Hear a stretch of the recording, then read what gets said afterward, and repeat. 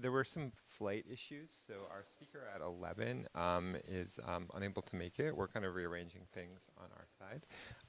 So we'll figure out something for the 11 o'clock time slot. But before we get there, we have a great morning speaker. We're really pleased to have Azalia Mirhoseini from Stanford and Google DeepMind. Azalia has done kind of a lot of central work to a bunch of topics we've talked about already in the workshop, including mixture of experts and constitutional AI, kind of both kind of themes of day 1 and day 2. She's recently an assistant professor at Stanford, and she's going to talk about some of the work that she's been doing there on scaling language models.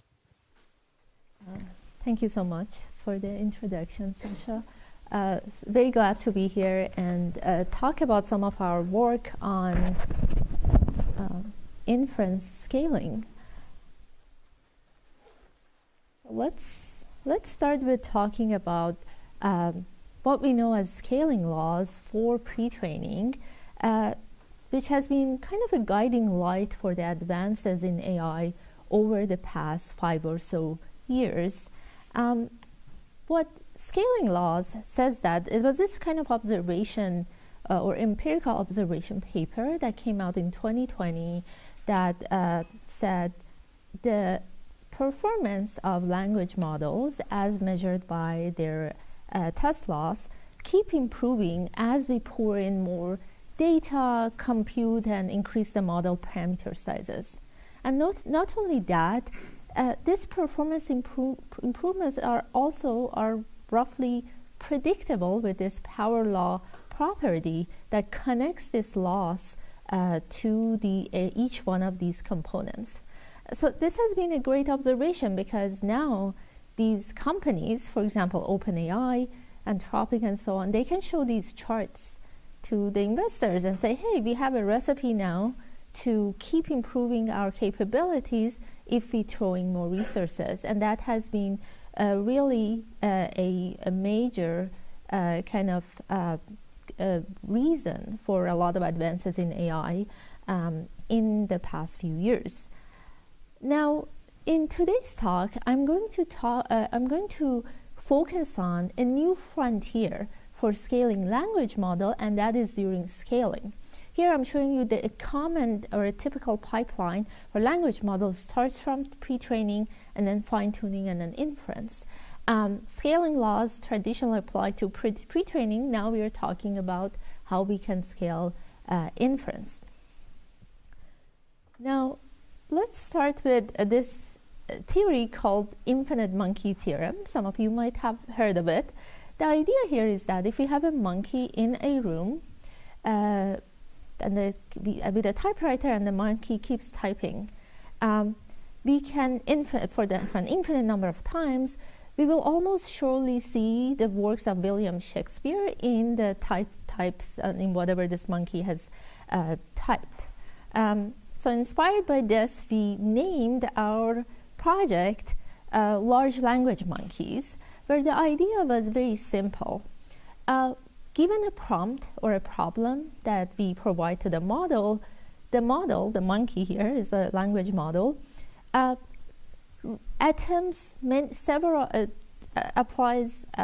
to solve this problem over and over and over again. So we repeatedly solve the same problem, meaning we repeatedly sample from this language model many solutions, and then assuming that we have access to a verifier, for example, this could be unit tests for a coding task, we can select the one or the ones that were correct. So the scaling here comes from this repeated sampling, and we can generate a lot of candidates and select from them. Now, this turns out to be a really effective way to get language models to solve hard tasks. Here I'm showing you results on math and coding tasks. What we show on the y-axis is a coverage or pass at k. Let's say we have k samples, and what we see here is that a small model like Llama 3 8B, that's a blue line here, although in the beginning does worse than a frontier model like GPT-4o, but if we keep sampling and assuming that we have access to a verifier, the model in all of these cases an 8B outperforms GPT-4o model. And this is very interesting, and it's not very intuitive, meaning like if we ask a human expert to have 1,000, like that, to solve the same problem 1,000 times, it doesn't mean that they can necessarily solve it. But what it means for these models here is that it seems like these small models already know the answers to some of these really hard coding and math problems. It's just they don't output that in the first try. So we need to repeatedly sample from them.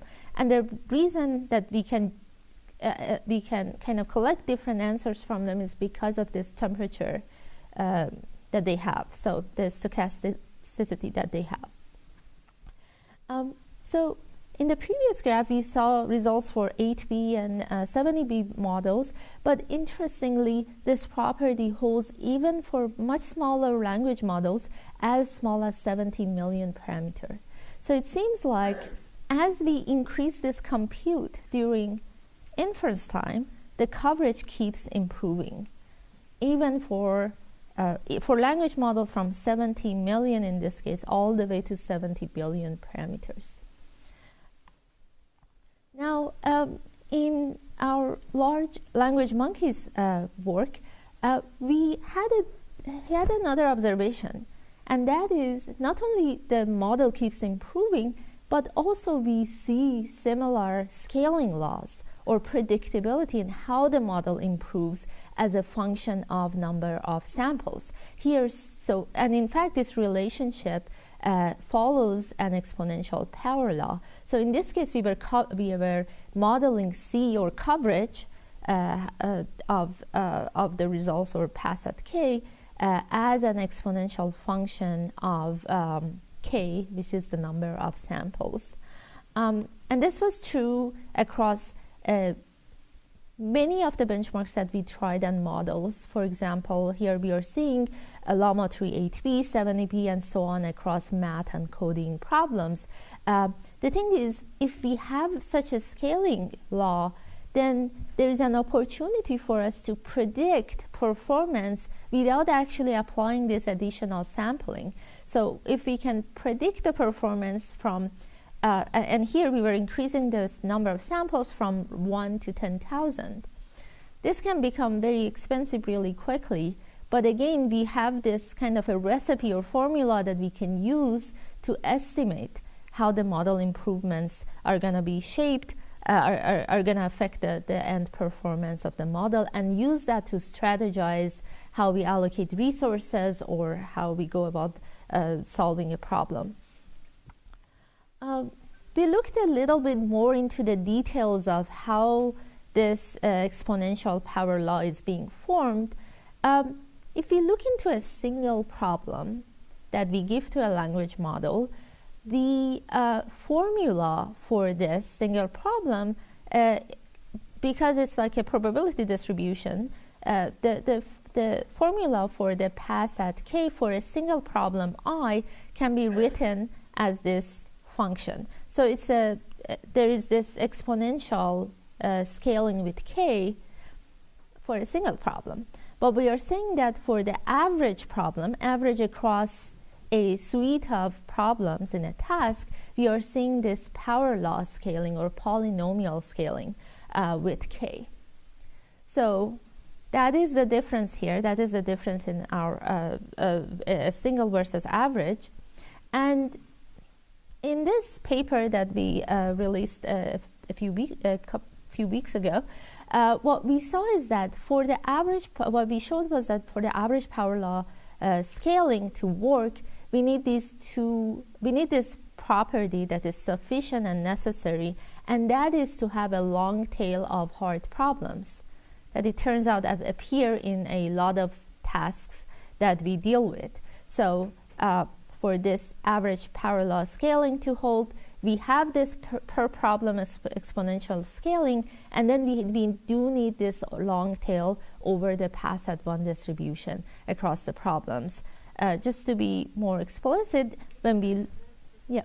So when you say the word theorems, what are the assumptions? Can you say a little bit more? Like, so you prove something. Yeah, it's like, I shouldn't say we prove something in the sense that we showed that this holds for any problem. We say it was more like this is an observation that we have. If this were to hold across these set of problems for this task, what kind of property should we observe in terms of model's accuracy kind of distribution over individual problems? So the hypothesis is what? When you say if this The hypothesis is, let's assume this is the case. What is this? So let's assume that there is the average problem. Let's assume that we can write this C or coverage as an exponential as a function of k number of samples. So that's the assumption. And then this is given because each problem does have this scaling property as a function of k. So each problem has this exponential scaling with k. This is simple because it's a probability and we keep sampling it, right? So then this is what should happen, like in terms of pass at 1 across the problem. This should be the property that we observe for pass at 1 of the problems in this task for this property to hold. And then we went ahead and looked into our task and observed that this actually is true. So in the sense, this was like our empirical observation for this to hold. We digged more into this to see why this is the case and why that kind of equation is the way it is. And we did see this power law on the left tail of the problems. Here we are showing the count of the problems and the pass at 1 probability across these problems. Sorry, what? It's like a parallel left tail. You can see like this kind of like, we kind of want this kind of shape in terms of our pass at 1 distribution. And this is where the power law comes from, like this equation right here. Yes? Does the Oracle verifier only verify the output or the reasoning tree? It's just the output in this case. Yeah. Yes? When you solve the k times, you're considering the n answer to be correct. Don't you think it's like the answer to be correct and You're measuring the so this C or coverage is the fraction of problems that have at least one correct answer in this number of samples. So we're not considering the probabilities and the accuracy.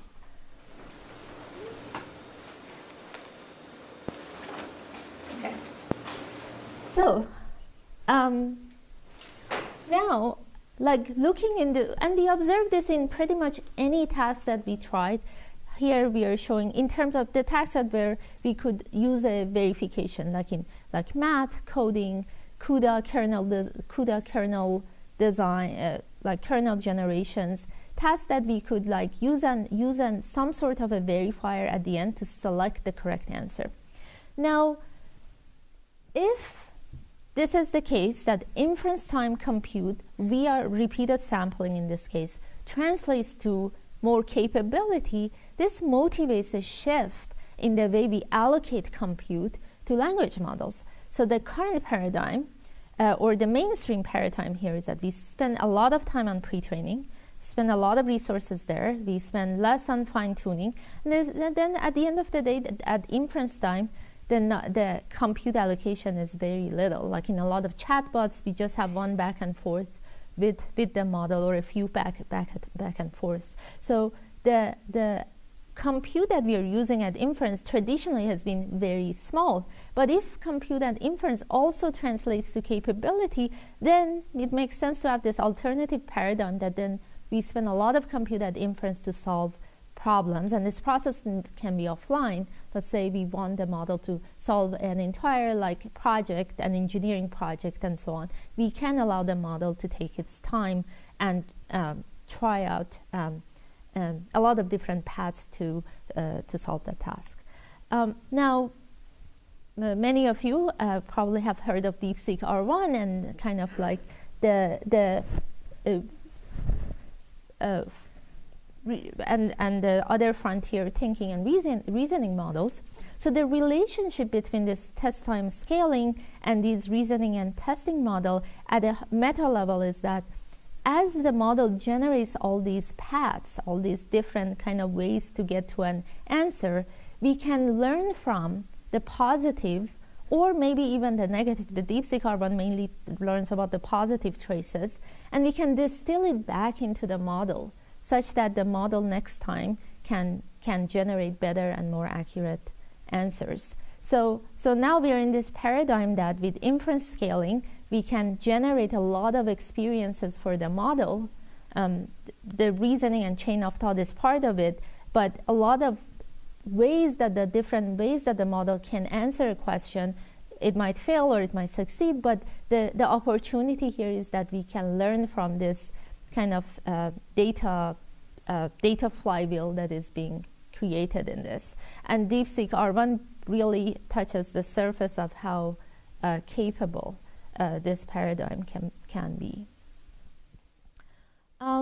So repeated sampling improves generation coverage. Again, we have generated a lot of samples. One of them is correct, or a few of them is correct. We need a verifier or a selector still to select which one of those are correct. And now, there are domains in language, there are domains and tasks where having access to a verifier is more straightforward than the others.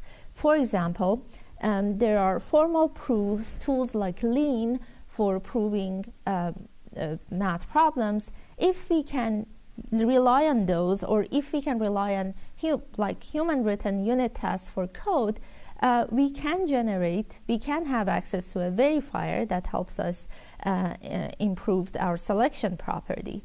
Another example is basically using AI as a compiler, which I get to in more detail towards the end of the talk.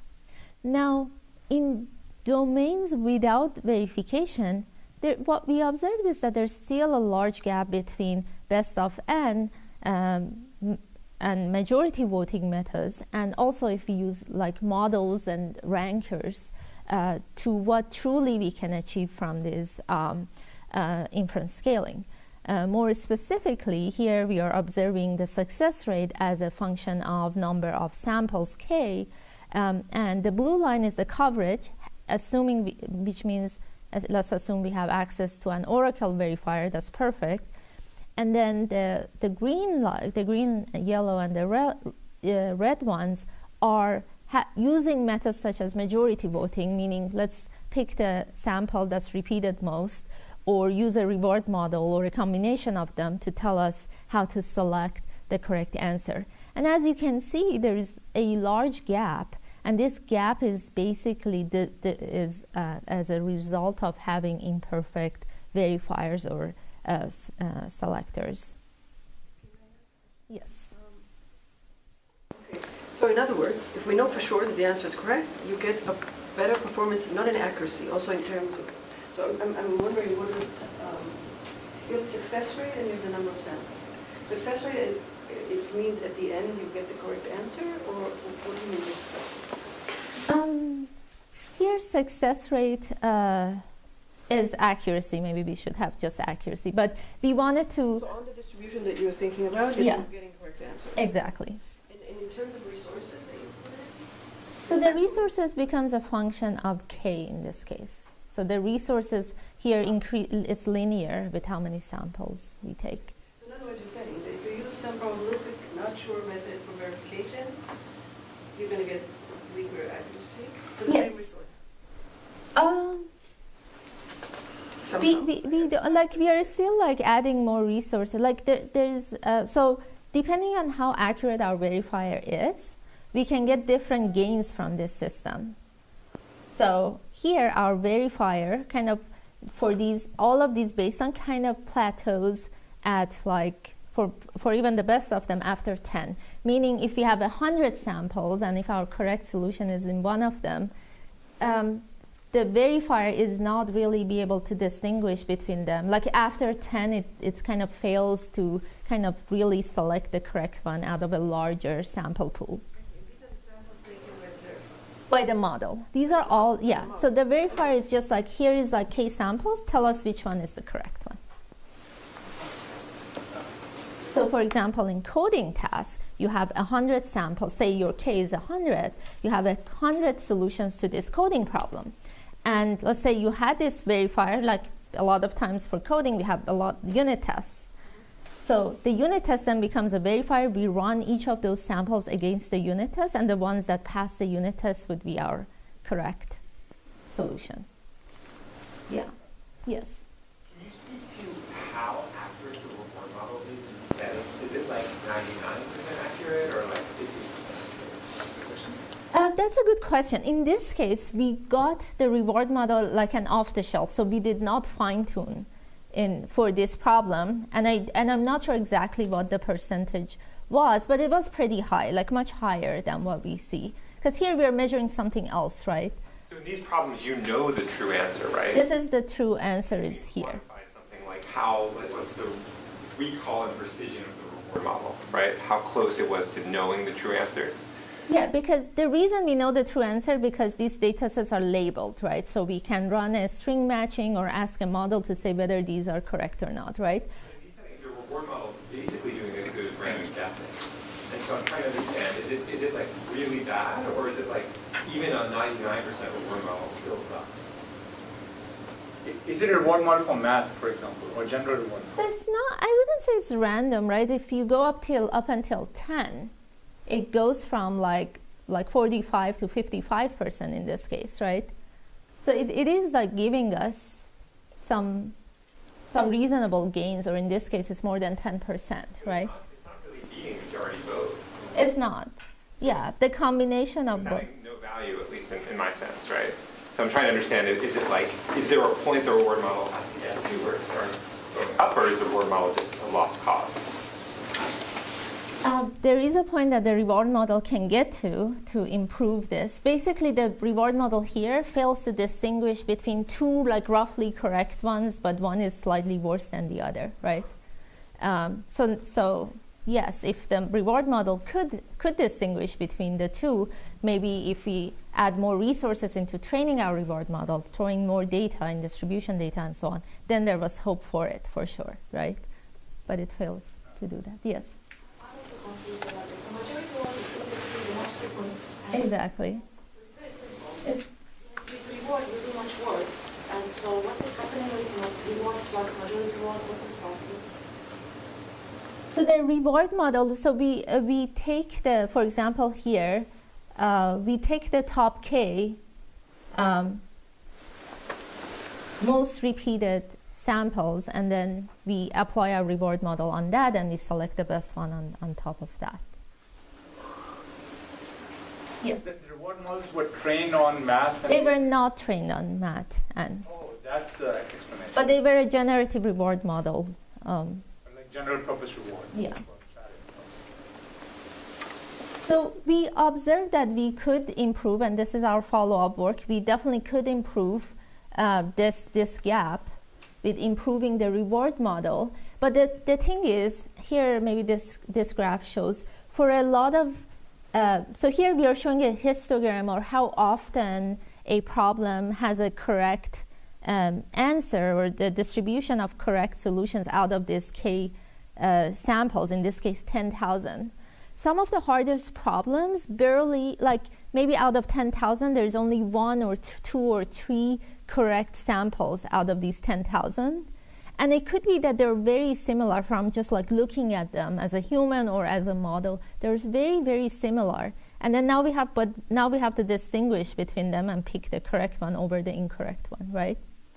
And that adds to the complexity of the task. So what we have seen in our follow-up research that we are going to put out in the next, hopefully, couple weeks, that we can really try minimize this gap with adding more compute into fine-tuning the reward model, or even like doing inference scaling on the verifier, but at the same time this gap.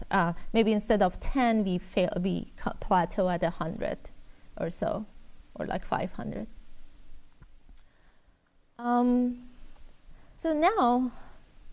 So there is this generation verification gap, and the question that we want to empirically answer in the next few slides is that can we improve this gap with inference scaling? Like we can scale inference compute to perhaps minimize or reduce this gap. So the idea, the focus application that we chose here was software engineering and focusing on the SWE-bench task. And just a quick intro, this task has to do with it tries to mimic a software engineer. So we have an issue, we have a code base, and the task of the language model is to generate a PR, optimize, like figure out which code or which file to add this patch to and write the actual code. And the idea is we want to pass the unit tests for that task. But the thing is, we consider this setup where we don't have access. We don't see any unit tests, and we don't have this feedback from these hidden unit tests. So the job of creating unit tests is also on the LLM. Like this task is also on the LLM to generate that, because ideally we want to automate this full setup. Now, in the Language Monkeys framework, we considered parallel inference scaling, meaning we scale the number of independently generated responses, but we can also consider another type of scaling, and that is serial inference scaling. And what I mean by that is we do a sequential steps of the model interacting with the environment. For example, if it writes code, it can run it against unit tests, see the execution feedback, and try to update update the code and so on. So that is the serial scaling. So to kind of approach this problem, we considered 3 stages. So we broke down the problem into 3 stages. First one is context retrieval, meaning like we first see what files are relevant to this issue or the problem that we want to solve. So the model needs to figure that out. The next part is generation, and the second part is selection of the correct programs. So let's take a look at each of these pieces and see how inference scaling can help with each one of these stages. So first is context retrieval from the code base. So in SWE-bench, we realized that while in the beginning we were looking into embedding techniques, we realized that we can get really good results by just asking a language model, in this case a Qwen 2.532b, to tell us to scan the files and tell us whether a file is relevant to a problem or not. Just to give you some idea of how big this benchmark is, the files were about 3 million tokens and roughly 200K lines of code, which is a pretty good size repository. Doing so, the cost of doing this retrieval, basically based on a language model, was about 50 cents per problem. And this was a few months ago, and we know that this cost is reducing. It has reduced by more than 10x every year in the past few years. And the performance or the recall in this case was pretty high, meaning we can, with a very high recall, which is important for our downstream stages, retrieve the correct files from the repository. A very interesting observation here is that the inference scaling changes the dynamics that we can see for the cost of these models, and in this case completely eliminated the need for embedding for retrieval. This was really fast, and it was relatively cheap compared to the overall cost of solving this problem. And now we don't need an embedding model or a vector, like the task of maintaining a vector database that kind of represents all the repositories. We are just asking the asking this quant model in natural language to do this retrieval task and bring us relevant files. The next stage, now that we have the relevant files, is the generation part. So we can do the test. And in this case, we applied, again, scaling to both test generation and edit generation. We observed that it's best for the model to do these two at the same time, to have access to both test and edit generation. And this was roughly the cost ratio of like how much in our kind of doing the tuning for compute allocation, we spend 20% on testing and 60% on editing, meaning these revisions of the code after we execute the test. And in this case, our coverage was something like 77%, with Claude Sonnet as a backend. But basically what we designed here was a state machine that allowed the model to repeatedly update its unit test and update the edits. And this was very important for this stage because we really wanted low false positive error on our unit test, because we really want the model to have a chance to try out different ideas and generate correct final solutions. The last stage was the selection part, because from the previous, it was a selection part. Basically, now we have a bunch of candidates. The idea is how can we select the correct candidate among those. And in this case, we spent, again, we had the state machines. We have we do test generation. We execute this program against the text in a sandbox, and then we give the feedback and have this loop. So like the amount of compute we spent on this stage was about 6% of the overall cost, and our performance was 88+% of the correct edits were selected with this state machine. So to walk you through the different stages, our context retrieval, retrieving the related files from the repository, we had a 7.5% drop in this case. And then the second stage was the generation. We had the highest drop, 22%, and the last stage was the selection, selection stage. And doing all of these, we put a kind of a cost breakdown of how each of these stages kind of cost in terms of inference compute. And again, you can see that the ranking part, the generation part, basically generating the edits, is what takes the majority of the compute. I want to mention something that I found very interesting, and we haven't had a chance yet to really look into that from a more like theoretical understanding perspective, and that was the following. So we did both serial and parallel scaling of samples here. Again, parallel means independent samples, serial means iterative updates to a generation. What we observed here was that, again, coverage, or the pass rate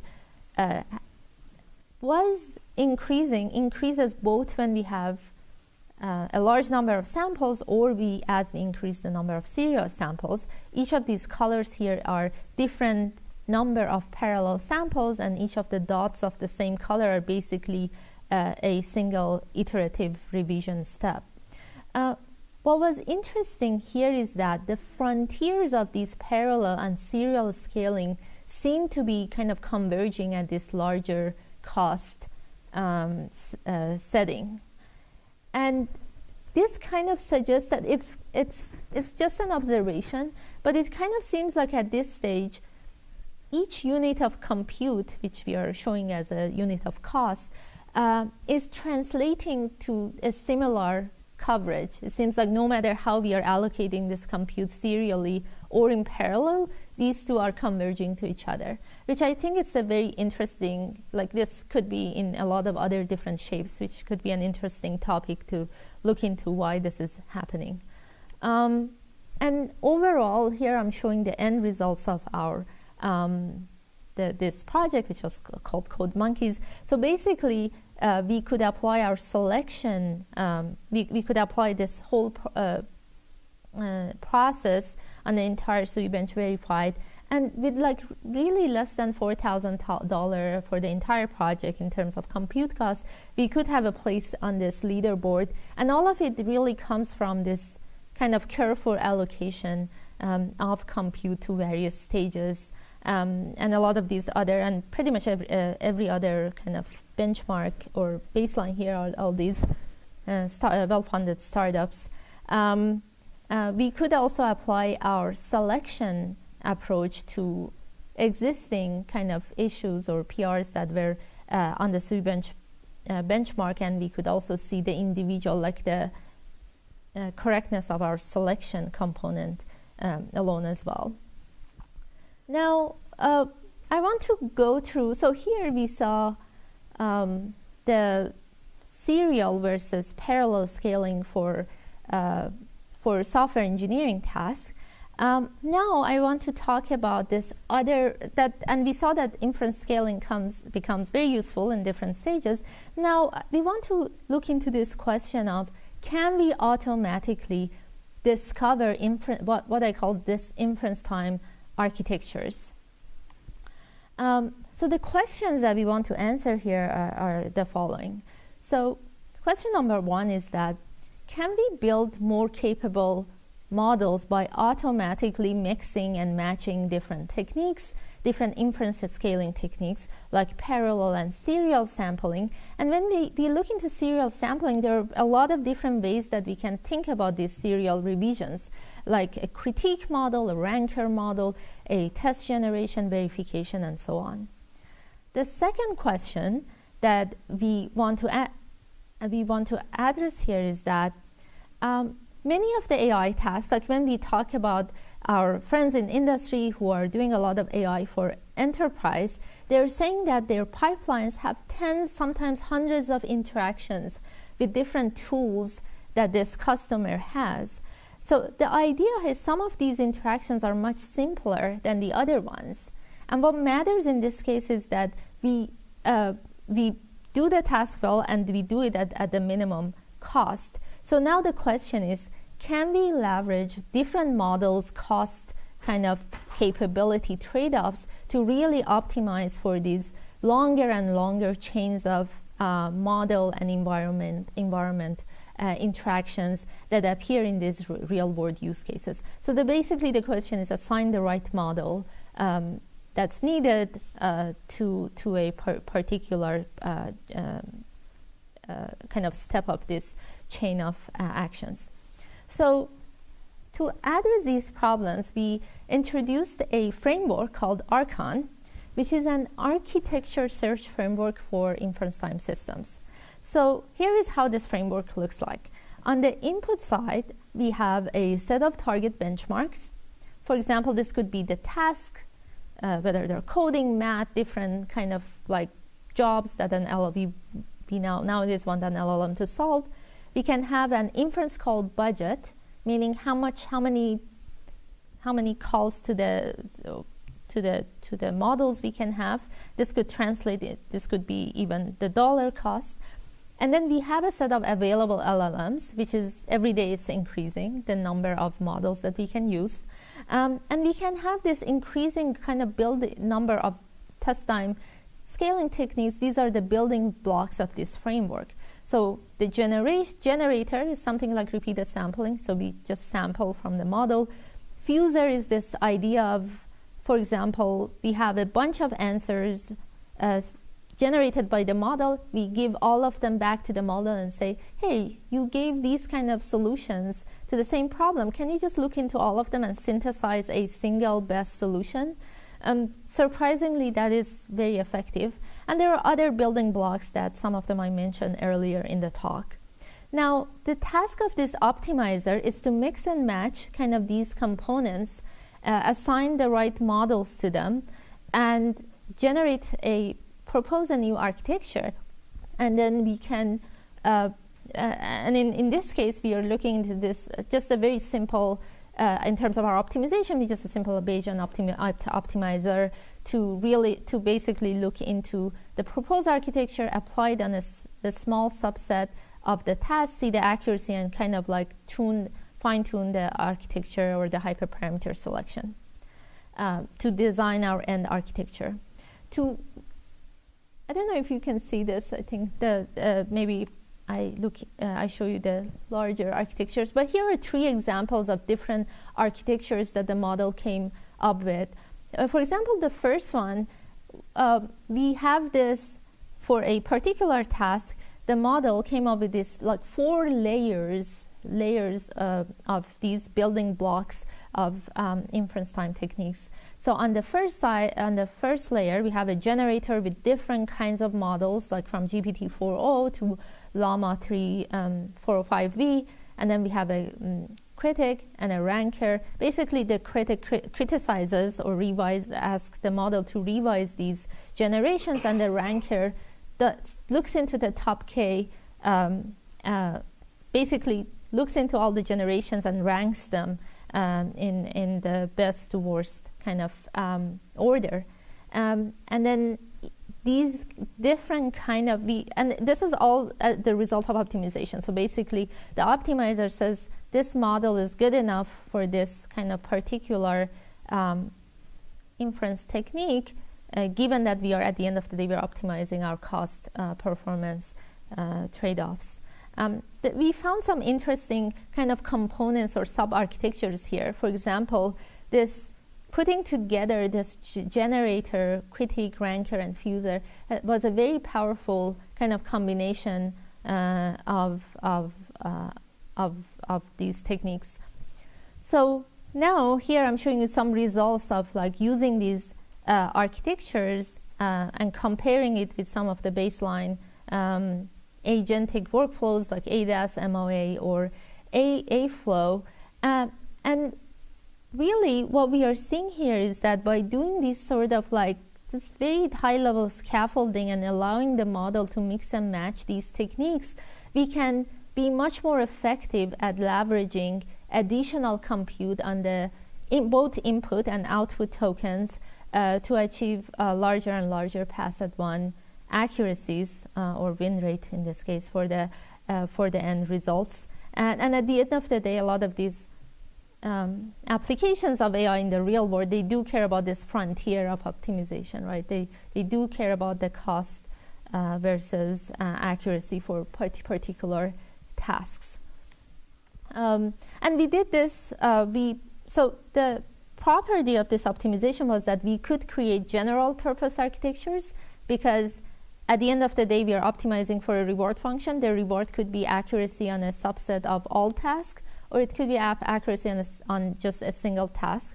So we could have task-specific versus general-purpose kind of architectures. And what we observed here is that there are, and of course, and this could be intuitive, there are several tasks where the gap between general-purpose and task-specific is lower. And for certain tasks like coding, we saw that there is a bigger gap between task-specific and general-purpose kind of trade-off. So we get more out of our customization in that case. But all of that, again, shows that we can, by effectively assigning our inference calls to our tasks, we can improve the end results. Yes? So those frontier models are being used in a kind of inference mode only, or also in agentic mode? I think, what do you mean by... Yeah, but we weren't doing tool calls, so it's basically all of that are, when we show our baseline on the frontier model, it's just like by prompting them. Yes. Yeah, so we could potentially get more probably out of them, but it can get pretty expensive pretty quickly. Then how do you account for the budget, the different budgets? So here we are showing the average number of calls here, and we are showing the input and output tokens. So the goal here was to show that we can get more out of higher kind of budgets. But here we are controlling, for all of these agentic flows, we are controlling for the number of input and output tokens.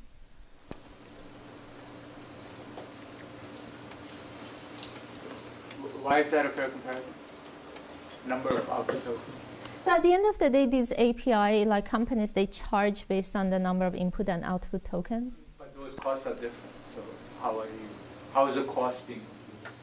Oh, we do have a cost. Yes, we do have an exact cost. We looked into this because the cost changes like every week, right? Like there are different API holders, so we looked into that. But we do have a cost graph for that moment in our paper as well. Yes. This is just like an inference cost, but like how big of a factor is the actual optimization cost of finding the? Oh, that's a very small cost. So we saw that in some cases we do random sampling on a very small subset. In some cases, we only need like 20 samples to find the optimized kind of architectures. And we also have found like these kind of general architectures work well on unseen tasks. Of course, it's not as good as the custom architecture, but it could be very well. But in a lot of test cases in our several AI for enterprise test cases, it's just you can easily get a few samples, like 20 or so, and optimize for that.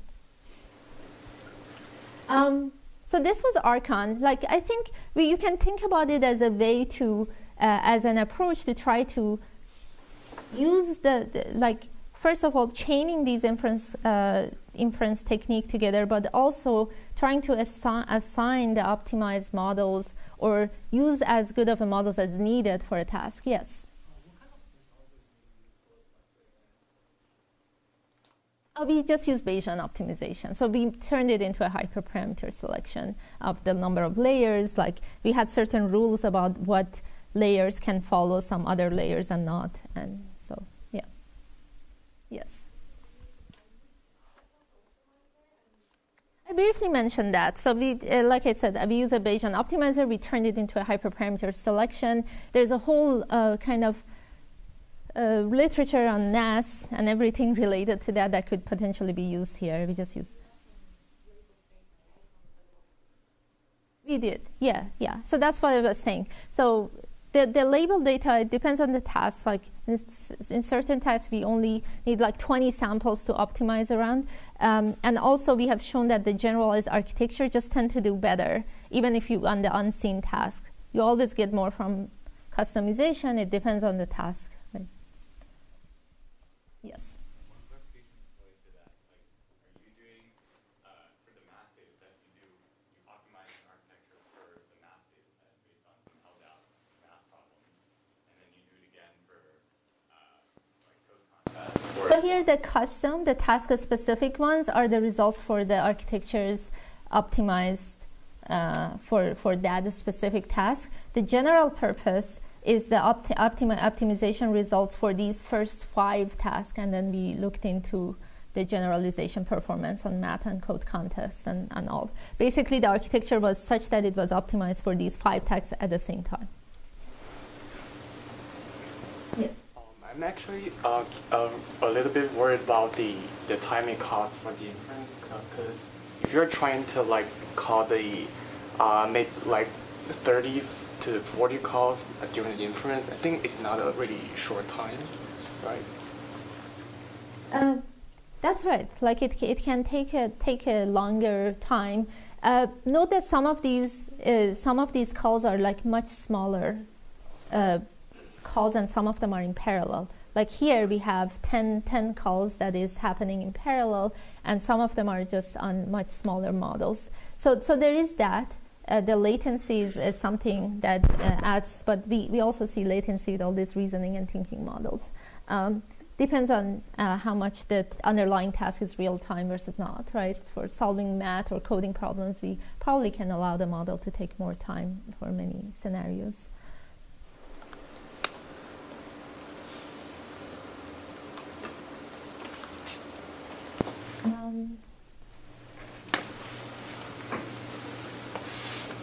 All right, so let's look into. I want to. So far, with the code monkeys and the SWE-bench task, and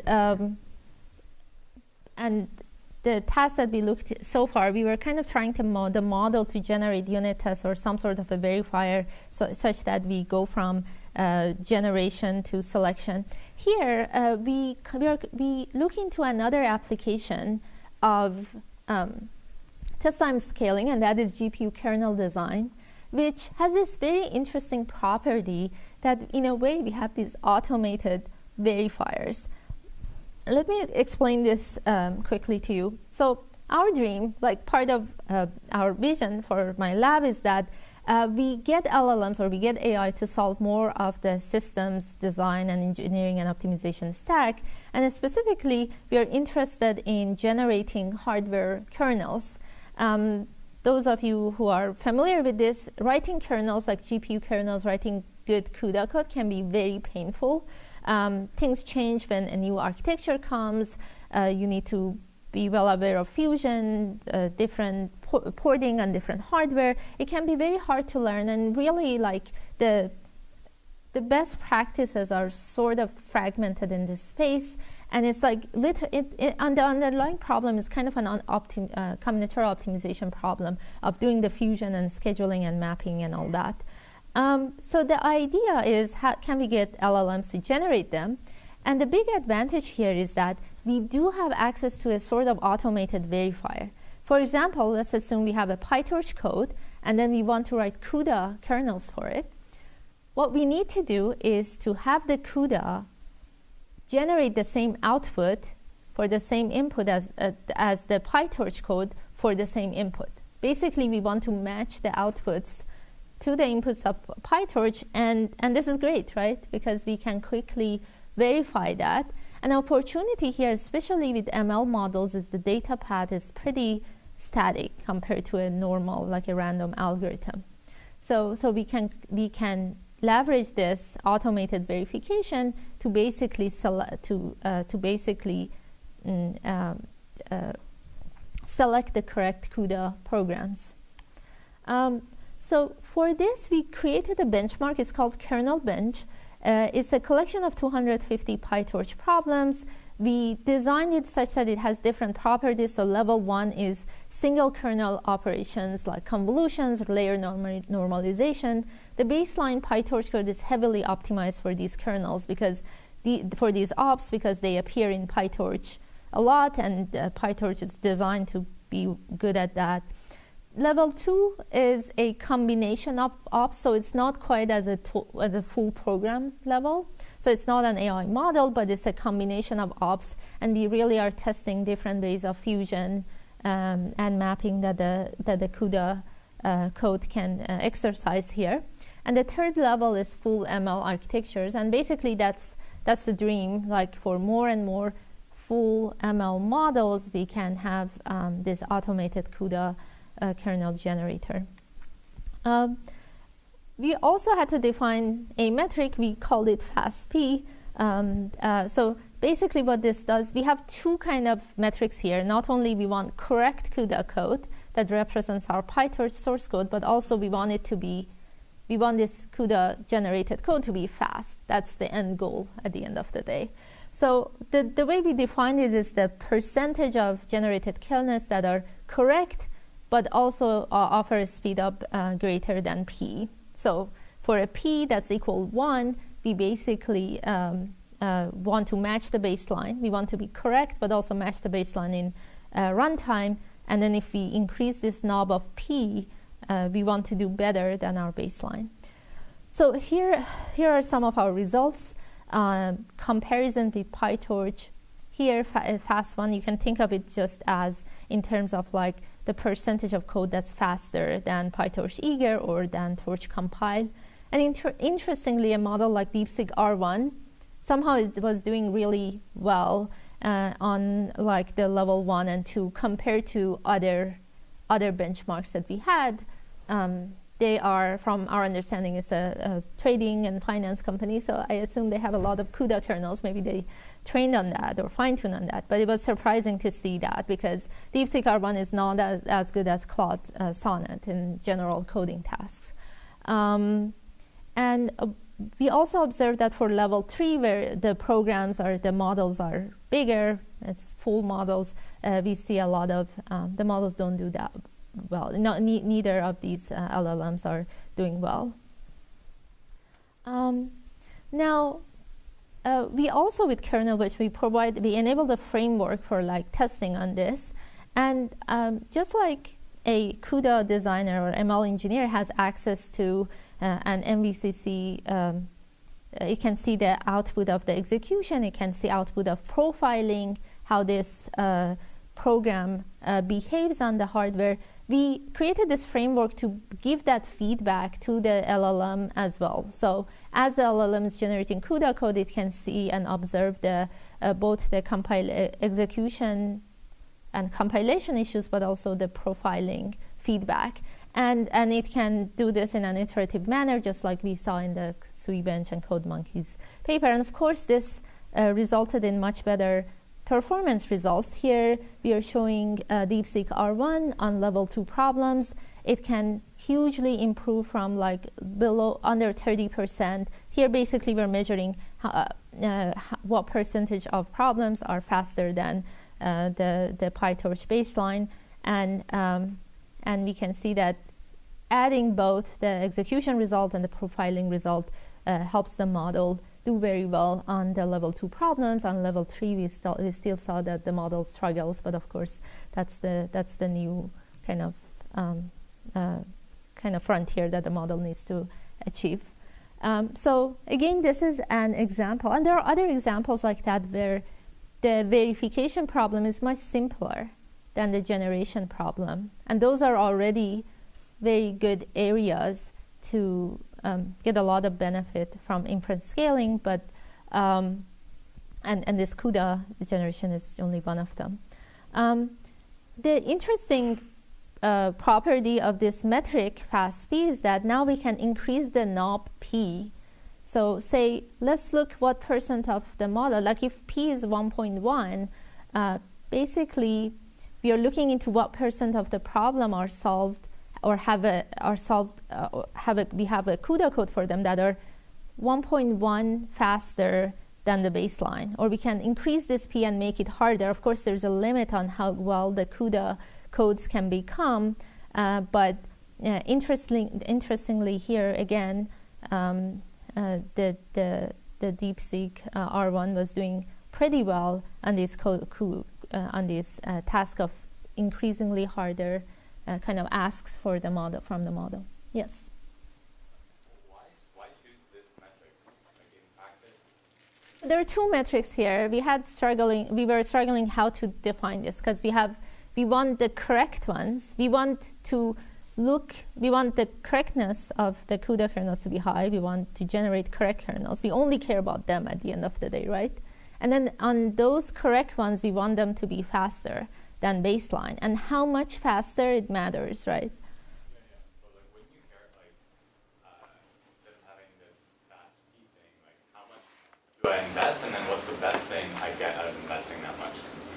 Because like in practice, you're going to want to use the best kernel it generates out of everything. Yeah. So here we are not looking into at all. We are not kind of bringing in the amount of compute in like LLM generation into the consideration. So that could be another metric. We just care about what percentage of these kernels are faster than baseline and how much faster they are. We want to increase that, right? We want them to be even more faster, like increasingly faster than the baseline. So the metric measures that, but it doesn't measure the compute that went into generating these kernels. So we are not controlling for that.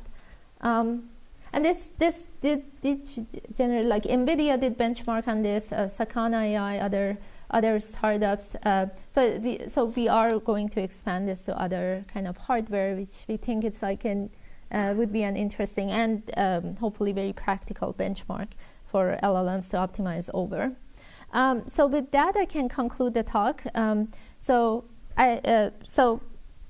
just to summarize, we are still scratching the surface of inference time scaling. There are a lot of interesting principles in test time scaling that we are kind of observing empirically, but it would be very interesting to really understand that and learn from that and use that to improve our kind of approach to LLMs. This synthetic data flywheel that these test time scaling is creating is a whole new frontier for optimizing the models, distilling it back to the models, and optimizing them. Another area that this creates is continual learning. Right now, the way we optimize LLMs is mostly by we create a lot. They have a lot of these. Generate a lot of these experiences, but we really either are doing in context learning for a moment, or at the best case we collect this data and fine-tune this in some offline manner, distill it back to the model. So it's very interesting to look into, just like a human expert, as we collect new experiences, we learn from them online at the moment. So that would be a very, I think that's like a new up-and-coming research area that my lab is also investing time in, and we're very excited about that. And last one, again, because inference scaling is this new frontier, focusing on fast and high throughput LLMs and in general generative models is more important than ever, and this could potentially create a whole new kind of area for really customized chips and systems, and maybe co-design the models and the software and chip systems for this. Again, that's a very interesting research area for the future. And with that, I can conclude my talk, and thanks so much for listening.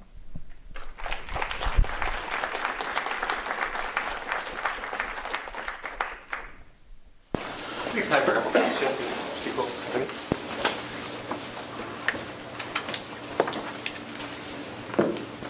Thanks for the talk. It's really interesting. I have a question about the code monkey part. I noticed that you were generating the tests while generating the patch as a reproduction task, right? But wouldn't the reproduction task be decoupled with the patch because it's related to the issue instead of the patch? So why can't we front load the generation of the test instead of waiting till a patch is generated to generate the test? Sorry, can you repeat the last? Maybe keep it a little farther from you. Oh, sorry. Is this better? Yes. So you were generating the reproduction test together with the edits, right? Yeah, we had two phases. So we had one that was separate, just test generation, and then we had this state machine for both the patch and the unit test at the same time. So the model could decide whether it wants to edit the test or edit the patch.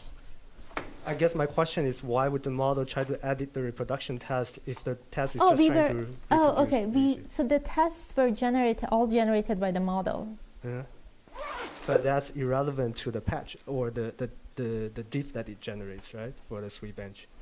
It's only related to the issue description on how to reproduce it, right?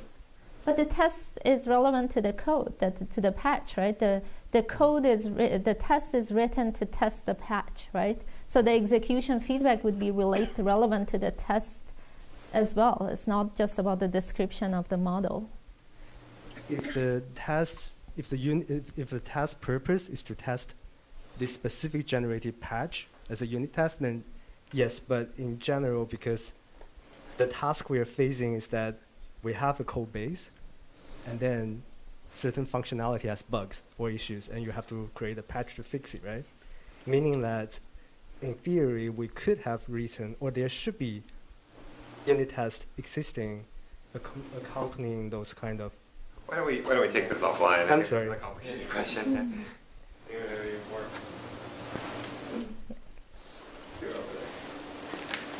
You can probably just say.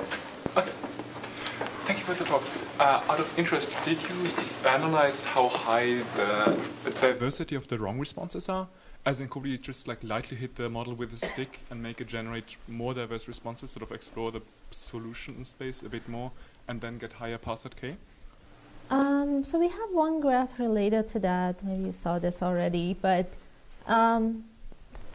something like this. So basically, these are the distribution of correct samples out of, and the x-axis is the problem index, and then we have 10,000 samples per problem, and these are the distribution of the correct ones. And yes, there are some problems that are very low probability, right? Only 4 problems out of that, and so your question is, if we can generate more, explore more in that? The cases where it gets it wrong with where it gets it right only with 20% probability, does it get it wrong in the same ways? like with 50% probability, or does it get it wrong in like many different ways? Oh, looking into the incorrect ones and see how diverse they are. Exactly. We didn't look into that in this problem. We looked into in the Code Monkeys problem, and a lot of times the failures are on the same like unit test, or the same unit tests are wrong. So that's like a challenge here. How can we get out of that? But we did observe that, and that kind of explains that we are not really exploring the space, or we are not generating diverse enough generations. But that's a great question. Thank you. Yes. Yeah. So the obvious next question, I mean, this is great, right? So now, of course, you get this pipeline which generates great data, better data, and then just use it to improve the model directly, right? Like the ones that have been used in the pipeline. How have you done that? Or? Can you repeat the second So part? now you can generate at scale and more efficiently correct data, and now use that to improve the models. Because But distill it back to the model. You mean distill it back to the model? Yeah, or use it in some way, RL or what, right? Yeah. Yeah. We have a paper that we submitted to Column on that. And yes, the model does become much better at, especially if you do RL, like some sort of a multi-step RL fine-tuning on these generations. It can become much better at inference time, like faster. Right. So then my question is, where does that process as input, right? So now you can do inference time scaling on that, the better model. And have you thought about it? Like, where does it end? Yes. I think it's very possible. That's why I mentioned the data flywheel. Like you have this data and then the model improves. So something happens is that, so previously we tried doing that with SFT. And then what happens is that the model kind of plateaus, meaning the model, like these kind of scaling curves are not as steep as the V0 version of the model was, because we are kind of fine-tuning the model on some sort of a special kind of distribution, and it becomes very close to that. It doesn't create this diversity that we need for solving harder problems. So that was a challenge with supervised fine-tuning. But with the multi-step RL, we are seeing much better results in terms of the diversity. Like the model seems to keep doing that. We have not tried.